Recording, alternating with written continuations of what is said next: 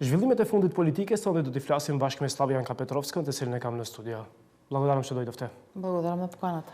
Ке почнеме со тоа што беше денеска изјавата на претседателот на СДСМ, кој каже дека ако власта не се откажува од законот за влада, бидејќи вчера не беше прифатен ни еден амандман од опозицијата, вие ќе се повлечете од работната група за изборниот законник. Колкава е можноста да се повлечете и дали очекувате дека власта пак ќе продуцира и ќе го прати законот таков како што е во собраниска седница за усвојување? Па, со оглед на тоа дека вчера утрината, пред да почне воопшто Комисијата за политички систем на која течеше амандманската расправа, претседателот Винко Филипчев, зад кој застана целата пратеничка група со коалицијата, даде изјава дека доколку власта не се предомисли за законот за влада, односно измените, дека ќе се повлечеме од работата за изборниот законник, и јас верувам дека и сум сигурна дека тоа ќе биде така, што за жал испраќа една многу неубава слика од страна на власта, а тоа е дека, или ајде да кажам, го достигнува врвот или дното, повеќе би рекла, а тоа е дека изминативе 2 години отсуството на политички диалог по сите можни основи, практично со ова сега и се потврдува. Не знам зошто, доколку сметаат дека аргументите се на нивна страна, не дозволија прво да се води една дебата за укинувањето на така наречената техничка или пржинска влада, па дури после тоа да произлезе решение во форма на закон за измена и дополна, онага како што сите политички чинители ќе се договорат. Меѓутоа, веројатно, ако првата година од владењето на оваа власт сметавме дека се уште ги држи еуфорија од огромниот успех кој го има во 2024 на парламентарните избори, сега веќе во втората година, за жал, морам да признам дека впрочем тоа било резултат на хаосот кој го создаваат додека владеат, односно на нивното отсуство на политичка култура, сакате наречете го, на политички капацитет да седнуваат на маса и да разговараат, и очигледно дека им се блиски тие автократски режими на владење. Кои се аргументите за кои опозицијата бара време и јавна дебата за овој закон? Што бара опозицијата конкретно? Ние бараме процес кој ќе гарантира дека сите чинители, и тука не велиме само СДСМ, бидејќи сме свесни дека СДСМ и нашата коалиција не се единствени политички чинители во оваа држава, туку сите политички чинители кои учествуваме на избори, кои сакаме да се представиме на изборите, дека практично ќе се согласиме дека сето она што било причина во 2015 година, кога практично овој закон, односно измените на законот за влада беа донесени, дека денес веќе не постојат. И тоа не може да биде предмет на дебата од 1 час или 2 часа во собранието. За тоа треба да се оди постепено, чекор по чекор. Или како? Еве, треба да ги земеме сегашните состојби за почеток или за пример во Министерството за внатрешни работи. Кои се поместувања, хоризонтални, вертикални, се направени во поглед на раководни позиции и така натаму. Кои од луѓето, кои што можеби кариерата ја граделе во тоа министерство, се уназадени, некои дури, да речам, и избркани, не веќе се веќе во работен однос во тоа министерство, и да видиме кој профил на кадар е на нивните места дојде. Дали тоа се партиски послушници, дали можеби кај некој од нив ќе најдеме и луѓе кои имаат криминално минато, или кои имаат толку престапи направено, што едноставно не им е местото во Министерството за внатрешни работи. Треба да одиме во Министерството за земјоделие, да видиме начинот на исплата на субвенциите, кои што се само еден од начините како во минатото ВМРО ДПМН ја злоупотребуваше власта и практично заради која што дојде до оваа техничка влада.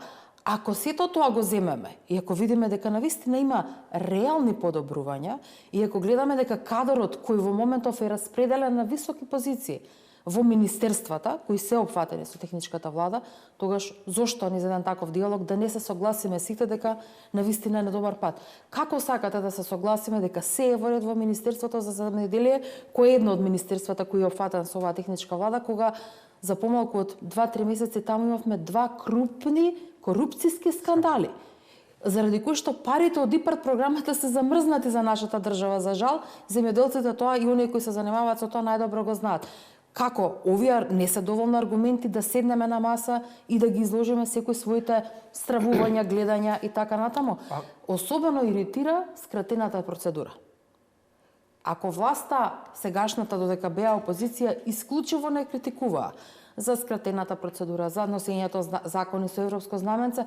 Сега, секој ден кој ќе го отворите сајтот на Собранието кога има пленарни седници, ќе видите најмалку 20 или 30% од законите или се дополнуваат на самата седница по скратена постапка или се во некоја постапка која што не е редовна постапка.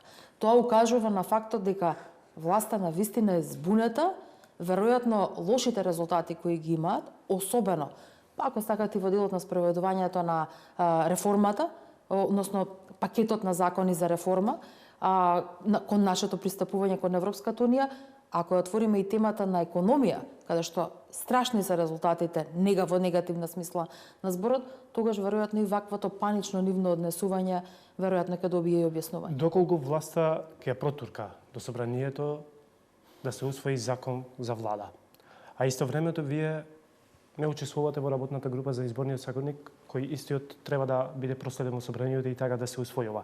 Дали СДСМ со укинување на техничката влада и без консензус, што може за прв пат ќе се случува изборен законник да биде поднесен без консензус, дали СДСМ може да размислува да не учествува на било какви следни избори, например, од сега после една година, ако има предвремени парламентарни избори? Учеството на избори е политичка одлука, која што не зависи лично само од мене и тоа е еден процес кој што внатре во партијата се носи на повеќе нива. Не мислам дека сега во овој момент... Не зборувам за околностите, бидејќи ако се донесува законот, се укинува техничката влада, изборниот законник се донесува на тај... Изборниот законник нема да може да се донесе.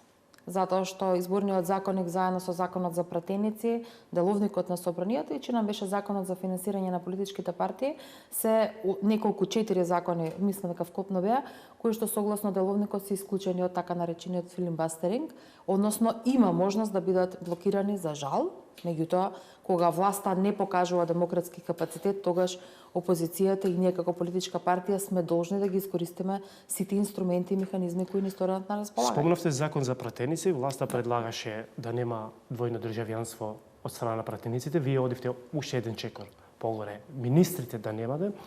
Дали мислите дека беше малце забрзан чекор, без да се коси со закон за државјанство, а главното без да се коси и со Уставот, член 23 од Уставот? Прво, самиот факт што пратениците од ВМРО мора да докажуваат, поднесувајќи на брз начин измени на законот за пратеници, без никаква дебата, затоа што чепкаме во едно навистина важно прашање, а тоа, впрочем, се коси и со изјавите на премиерот кои беа дадени, речиси, истиот ден кога беше поднесен законот од нивна страна, законот за пратеници измените, кога тој ја повика диаспората, ги повика граѓаните кои се надвор од Република Северна Македонија да се вратат, да помогнат овдека во државата. И сега, знаете како, тоа се коси со пораките што ги праќа премиерот, затоа што тие велат, ние велиме дека пратениците не треба да имаат државјанство на друга држава, освен македонско. Ние, за да одговориме, зборам како СДСМ, да одговориме на тој популизам и нивното лицемерие, велиме, прво не треба да имаат членовите на владата. Затоа што ако нешто изминатиот период остана да виси во воздух, е докаде е бугарскиот пасош на министерката за енергетика. Таа седи во влада, од една страна владата го кочи процесот на европска интеграција на целата држава, на сите граѓани. Под изговор дека бугарите нема да бидат во Уставот, а имате министер со бугарски пасош кој седи во владата. На правен аспект, колку е доверлив една изјава заверена во нотер, да докаже дека немам друго државјанство? Ако мене лично ме прашате, ние денес требаше да водиме дебата за тоа дека нашите државјани, државјаните на Република Северна Македонија, треба веќе да се подготвуваат да бидат дел од институциите на Европската унија. Затоа што по претпоставка дека скоро ќе бидеме членка на Европската унија по примерот на нашите соседи, по примерот на Албанија, по примерот на Црна Гора, гледате дека за жал од кога ВМРО ДПМН е на власт, таа дебата не се води. Иако во јавноста, тоа што е порака на граѓаните, тоа што многу често колегите од ВМРО ДПМН велат, го слушаме гласот на народот, па народот преку анкетите ви покажува дека сака да оди во Европската унија. Тогаш зошто сме лицемерни, односно тие се лицемерни? Јас сметам како пратеник, ако денеска вие ме прашате, дали сега во моментот или некогаш претходно сум имала државјанство на било која друга држава, не е битно дали е Бугарија или било која. Јас треба да бидам искрена пред себе и да кажам не, сум немала, но ако се докаже спротивното, тогаш јас треба да заменам од политиката еднаш за секогаш. Одговорам на вашето прашање дали е изјавата доволна. Ако мене ме прашате, сосема е доволна ако јас гарантирам не само со мојот личен интегритет и морален, туку и кривично, затоа што лажна изјава е кривично дело. Ако потпишам таква изјава, тогаш е сосема доволно тоа сите функционери во моментот да го прават. Знаете како граѓаните имаат право. Сега ние може да дебатираме дали тоа значи дека не треба да имаат друго државјанство на друга држава. Доволно е да бидам искрена кон моите граѓани, кон гласачите, кон сите овдека, дали имам или немам.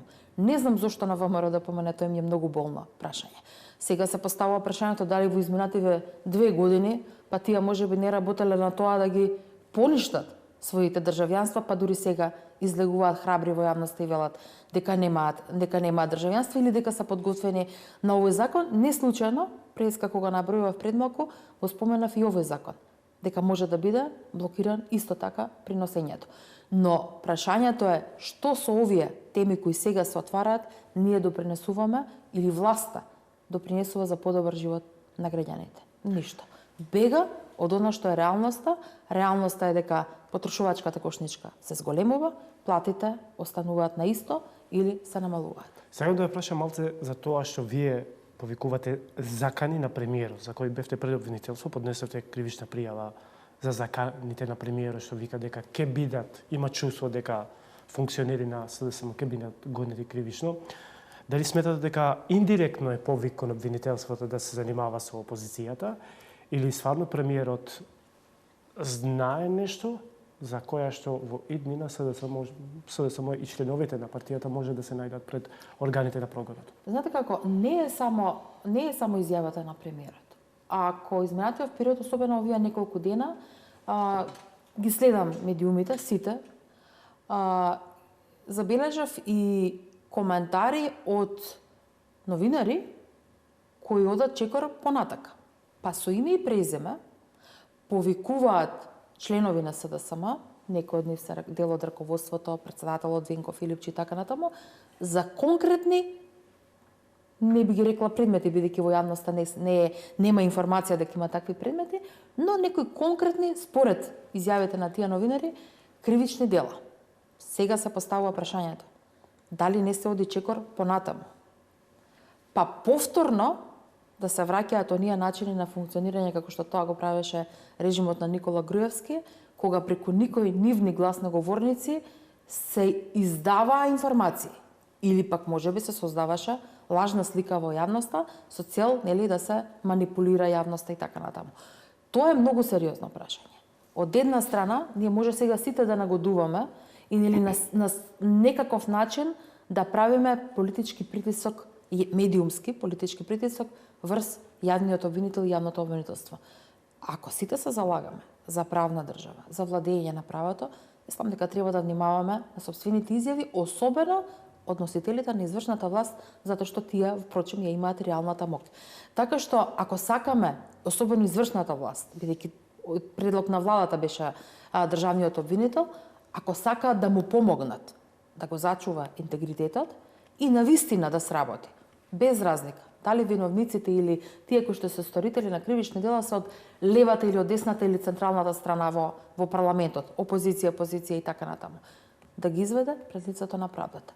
Тоа е мој став и тоа е став на Социјалдемократскиот сојуз на Македонија, но никој од нас не сме да прави било каков притисок на работата на јавниот обвинител. Спомнавте Никола Груевски, Министерство за правда вика дека собираме информации, но се додека азил е во сила од друга држава, не може да има ново барање за екстрадиција. Дали сметате дека на овој начин Министерот за правда сака да побегне од одговорноста да бара службено од страна на Унгаријата Груевски да биде вратен, пошто таму има нова политичка реалност, да биде вратен во Скопје? Мислам дека и по прашањето на враќањето евентуално на Никола Груевски повторно паднаа во сопствената замка, а тоа ги заборавија изјавите кои ги даваа во време додека беа опозиција, тоа е дека оправдано е неговото бегство од државата заради тоа што државата не била сигурна, не била безбедна, се заканувал политички притисок, прогонство и така натака. Сега си политичките околности сменети во државата и оваа власт може да гарантира дека тој ќе биде изведен пред лицето на правдата во една постапка согласно законот и почитувајќи ги неговите права. Ако лично мене ме прашате, Груевски нема да се врати во Македонија се додека не му биде загарантирано дека тој ќе стапне на оваа тло како слободен граѓанин. Ви благодарам за ваше време. Ви благодарам и вам. Ише Слободенка Петровска, ведам па Сиглес, не реквемиме информационните тиера, ќе мене.